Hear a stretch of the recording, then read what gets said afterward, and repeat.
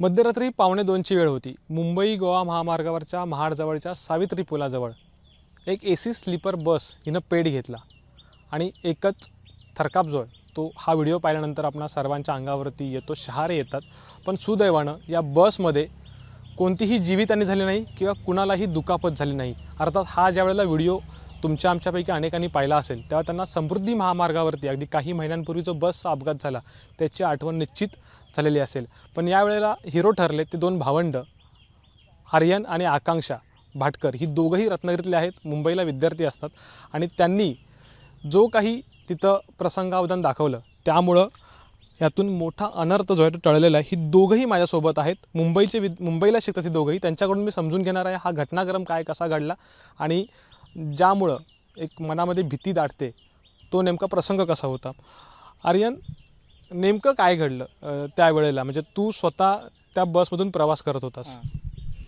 तर आता विषय असा झाला की महाडला साधारणतः 1:30च्या दरम्यान गाडी पास झाली, घाट चढला आणि आय गेस तो रोड आता आपला नवीन आहे ना, त्यामुळे हिट झाला टायर तो. आणि त्याची जी आता काय म्हणतात त्याला, आतल्या साईडने टायर तो बर्न व्हायला स्टार्ट झाला आणि त्याचा जो स्मोक होता ना, जो त्याचा स्मेल होता, परफेक्ट टायरच्या वरती आमचा कोच होता, म्हणजे आमचा जो बेड होता तो परफेक्ट टायरच्या वरती होता.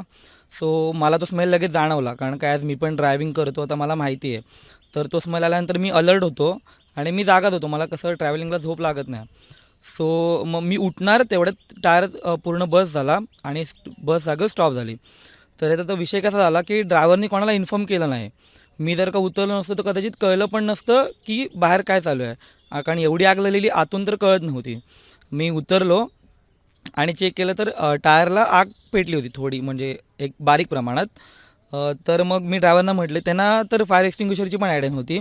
आता मी HM करतो आहे, सो मला आयडिया आहे की तो कसा यूज करायचा. तर त्यांना मी म्हटलं की तो एक्सटिंग्विशर काढा, तुमच्याकडे असेल, त्यांच्याकडे असायला पाहिजे, कंपल्सरी असतो तो फायर एक्सटिंग्विशर घेतला. तो त्यांना स्प्रे पण नव्हता करता येत आणि तो हार्डली 25% पण भरलेला नव्हता. तो मी ट्राय केला स्प्रे करायचा, पण त्याचा जो नॉच असतो ना, तो नॉच पण खराब होता. सो तो फायर न झाला. मग मी यांना म्हटलं की ड्रायव्हर आपल्याला लोकांना जागा करायला पाहिजे, की टायर एकदा पेटला की तो विजत नाही, पाणी असू देत किंवा माती असू देत. सो मग मी त्यांना म्हटलं की लोकांना उठवूया. तर ते बोलले की काय नाही, नॉर्मल आहे, होईल तो क्लिअर. मी 2 मिनटं वाट बघितली, बट तो काही क्लिअर व्हायला तयार नाही आणि आतल्या साईडने तो अजून बर्न व्हायला लागला. जे आपले पॅड्स वगैरे असतात ना, ते बर्न व्हायला लागले. मग मी आतमध्ये गेलो, माझी बहीण पण आतमध्ये होती. सो तिला उठवलं मी आणि एक बॅग फक्त मी उचलली जी मला हाताजवळ भेटली. बाकीचं राहू दे म्हटलं, अगोदर लोकांना पहिलं बाहेर काढू. एक आजोबा पण होते, त्यांना पण बाहेर काढलं आणि मी खाली उतरलो बसमध्ये. पण मग परत माझ्या लक्षात आलं की पुढच्या साईडच्या लोकांना माहितीच नाही की पाठी काय झालं आहे. मग मी परत आत गेलो तर लोक आरामात झोपलेले होते, 5 ते 6 जणं होते. मग त्यांना हलवून उठवलं की असं झालं, उठा पटापट. मग ते लोक पॅनिक झाले ना, मला परत आत नाही घुसता आलं माझं सामान काढायला. म्हटलं जाऊ दे. आम्ही बाहेर आलो आणि मग अजून ज्या लक्झरीज होत्या ना, नाईट होती, मग त्यांच्यातून पाणी घेऊन टायरवरती मारण्याचे प्रयत्न चालू होते. आम्ही माती पण मारली, बट ती आग वेधायला तयार नाही. मग त्या ड्रायव्हरना वगैरे म्हटलं की तुम्ही ॲटलिस्ट पोलिसांना किंवा फायर ब्रिगेडला इन्फॉर्म करा. तर ते पण करायला ते तयार नव्हते ड्रायव्हर लोक. मग मी स्वतःच्या नंबरवरून मी पहिला 112ला कॉल केला. मग त्यांनी तिकडच्या लोकल MIDC मला परत कॉलबॅक केला फायर ब्रिगेडनी. त्यांचा कॉल आला, मग लोकल पोलीसचा कॉल आला. मग एक हार्डली आय गेस 15 to 20 मिनिट्समध्ये पहिली लोकल पोलीस आली आणि मग अर्ध्या तासामध्ये फायर ब्रिगेड पण आली आणि 2 ते 3 मिनटात साधारणतः पूर्ण बस जळली. म्हणजे जर का मी परत आतमध्ये गेलो नसतो ना लोकांना सांगायला, तर काय पण झालं असतं, असा विषय. म्हणजे हा 2 ते 3 मिनटामध्ये जी गोष्ट आर्यनने केली ती महत्त्वाची होती. माझ्यासोबत त्याची बहीण आहे. ज्यावेळेला बस जळत होती किंवा पेट घेता, तू काय करत होतीस मुळात? आणि दुसरा विषय असा आहे की सुमान जे आहे तिथल्या लोकांच्या, ते किती हाती लागलं? कारण की ते व्हिडिओ आहेत ते बघितल्यानंतर अंगावरती एकदम शहारे येतात, भीती वाटते. मी ॲक्च्युली म्हणजे हे सगळं झालं, दादा आणि उठला तेव्हा मी झोपले होते. पण नंतर जेव्हा मला उठवलं आणि मी बाहेर आले तेव्हा सगळा धूर झाला होता. सो लोकांना जे काय त्यांच्या हाती लागली, 1-2 बॅगा छोट्या छोट्या, त्यांनी त्या घेऊन आले. आणि आमचं सामान बोलायचं झालं तर म्हणजे कॅश होती ती पण गेली सगळी, म्हणजे आम्हाला ती काढता नाही आली. सगळा धूर झाला होता आणि आज जाणं पण खूप डेंजरस ठरलं असतं. मग दादाला एक बॅग मिळाली, त्यात लॅपटॉप होता, मग तो तेवढी घेऊन आला फक्त. बाकी कॅश होती, अजून काय सामान, कपडे, बाकी सगळ्या लोकांचं पण सगळं गेलंच. मला एक सांग, तुमची कॅश किती होती, ती का घेऊन चालला होतात, हा एक मुळात विषय. आणि लोकांच्या हाती कपडा लत्ता लागला का? जो लागला असेल तो किती प्रमाणात आणि काय काय लागलाय?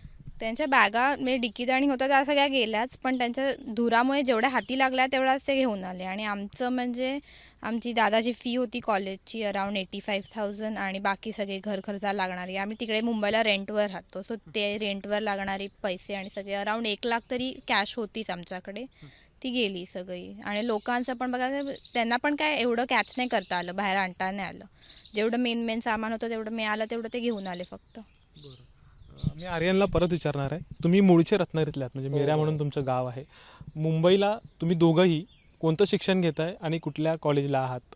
अच्छा, मी HM करतोय आता, हॉटेल मॅनेजमेंट फर्स्ट इयरला आहे मी. ओव्हरऑल हॉटेलचा स्टडी करतोय आणि त्यासोबत इलेक्ट्रॉनिक स्पोर्ट्स देखील मी करतोय. आणि बहीण माझी आता सायकोलॉजी शिकते, ती आता 11th आहे DG रुपारेल कॉलेजला, आणि मी ICE कॉलेज ऑफ हॉटेल मॅनेजमेंटला शिकतो. त्यासाठी आम्ही आता चाललेलो मुंबईला, म्हणजे आता सुट्ट्या होत्या, आता हे सगळं वेकेशन चालू होतं, वेकेशन एंड झालं, आता माझा सेकंड सेम चालू आहे ना, सो ती फीज वगैरे भरण्यासाठी किंवा तिथं सायकोलॉजीचे इव्हेंट्स वगैरे होते ते इव्हेंट्स अटेंड करण्यासाठी आता आम्ही चाललेलो. म्हणजे हार्डली आम्ही 5 ते 6 दिवसांनी रिटर्न येणार होतो इव्हेंट सगळी करून, पण तशी जाताना तसं झालं. मी तुला एक मुद्दाम प्रश्न विचारतोय, तुम्ही दोघंही तशी वयाने लहान आहात, म्हणजे तुम्ही जी गोष्ट केलात त्याला सलामच आहे, पण हे जेव्हा घडलं, जेव्हा तुम्ही बाहेर आलात, समोर आग भडकली होती, मनात नेमकं काय चालू झालं? म्हणजे सपोज दादा जागा नसता तर काय घडलं, असं मनात काही विचार सुरू झाले का? त्यावर भीती वाटली का? तुम्ही त्यानंतर पहिली ॲक्शन काय केलात, म्हणजे घरच्यांना कळवणं किंवा त्यानंतर आईबाबांची रिॲक्शन कशी होती? ते घरच्यांना थोड्या वेळानंच कॉल केला, ह्याने आधी पहिला पोलिसांना कॉल केला, फायर ब्रिगेडला कॉल केला, आणि ते आल्यानंतर मग ते चालू झालं, घरच्यांना पण कळवलेलं. पण दादा उठला नसता तर काय सांगू शकत नाही काय झालं असतं. म्हणजे थोडी भीती तर वाटतच होती, कारण की समोर आमच्या पूर्ण बस जळत होती, त्याच्यात आम्हीच जात होतो, पण भीती वाटत होती. पण हा उठला नसता तर काय झालं असतं काय, म्हणजे असं आपण एक्सपेक्टच नाही करू शकत. आणि मग ती जी पॅसेंजर्स होते त्यांची सोय कशी केली गेलेली? अगदी शेवटचा मुद्दा प्रश्न घेतो. पॅसेंजर्सचा विषय होता, आता 19 ते 20 पॅसेंजर्स होते, प्लस 2 क्लीनर्स आणि 2 ड्रायव्हर्स वगैरे होते. टोटल 23 to 24 पीपल होते. मग बाहेर उतरल्यानंतर पहिलं तर लोक सगळे घाबरले होते, कारण वयस्कर लोक पण खूप होते आणि स्टुडंट्स होते 2-3, तर ते थोडे पॅनिक झालेले. बट मग जसे की आपल्या गाडीचे जे मालक होते त्यांचा माझ्याकडे नंबर होता, माझ्या पप्पांकडे होता, मग त्यांना इन्फॉर्म केलं. मग जे लोक रिटर्न होते ना रत्नागिरीला, त्यांना त्या लोकांनी वेगळी गाडी अरेंज केली आणि परत मुंबईला जर्नी कंटिन्यू करायला वेगळी गाडी अरेंज करून दिली त्यांनी.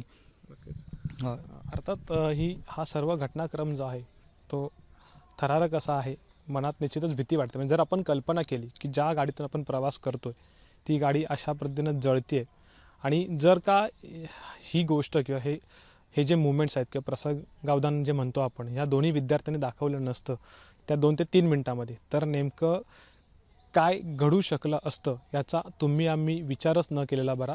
त्यामुळे ह्या विद्यार्थ्यांच्या कार्याला निश्चितच ABP माझा देखील त्यांचं कौतुक करतं आहे, आणि प्रत्येकानं प्रवास करताना थोडी काळजी घेणं, अलर्ट राहणं हे देखील गरजेचं आहे.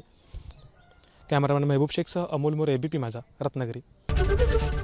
ABP माझा, उघडा डोळे बघा नीट.